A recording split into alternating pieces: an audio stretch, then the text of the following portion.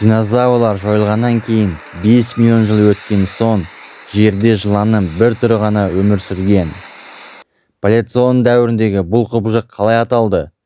Титанобао. Титанобао тарихтағы ең алып жыланның бірі. Көлемі толық автобустай динозаврлар жер шарында жүрді, ал мұхиттарда ұзындығы 15 метрге жуық жыртқыш балықтар жүзген болатын. Бірақ ең қорқыныштысы құбыжық Титанобао деп аталатын тіршілік иесі болды. Ұзындығы шамамен 13 метр, салмағы 1 тоннадан асатын және диаметрі 3 метрге жететін жыланды елестетіп көріңізші. Колумбияның батпақты джунглінде 60 миллион жыл бұрын өмір сүрген Титанобао 2019 жылы Колумбия маңындағы көмір шахтасында қазба жұмыстар кезінде Серехон қалашығы биологтар мен палеонтологтар тобына үлкен көлемді жыланның қазылған қаңқасы табылды. Табылған нәрсені егжей-тегжейлі тексеріп, қарастырып отырып, ғалымдар не істегендерін түсінді. Сенсация жаңалық ашқан болатын. Бұл орасан зор жылан заманауи кәдімгі жыландарға ұқсады. Амазонканың джунглінде мекен етті. Көбінесе батпақты жерде мекен еткен жануардың бірі. Ол кез келген жануарды жей алатын болған. Бірақ құрлықта жылан өте баяу қозғалатын.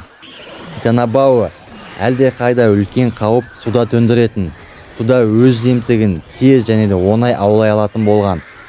Батпақты джунглиде жыланның өмірі таңғалақтай ұзақ болды. Өйткені бұл жыланға көмектескен үздікші жаңбырлар, мол өсімдіктер және жануарлар болды. Титанобао қоректенетін өзендердің жандарында алып тасбақалар мен қолтаңбалар болды. Көбінесе Титанобао қолтаңбамен қоректенетін. 15 метрлік суық қанды тіршілік әрекетін қолдау үшін бауырмен жорғалаушыларға орта жылдық климат қажет температура 30-34 градус болған.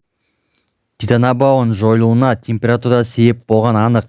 Жердегі температура шамамен 59 миллион жыл бұрын тағы бір мұз дәуірі басталған кезде төмендегідей басталды. Нәтижесінде ірі бауырмен жорғалаушылар өле бастады. Атап айтқанда температураның төмендеуі Титанобаоның метаболикалық процестерін кедергі келтірді. Сонымен қатар климаттың өзгеруіне байланысты тропикалық ормандардың ауданы азая бастады. Сол себепті Титанобао жойылып кетті.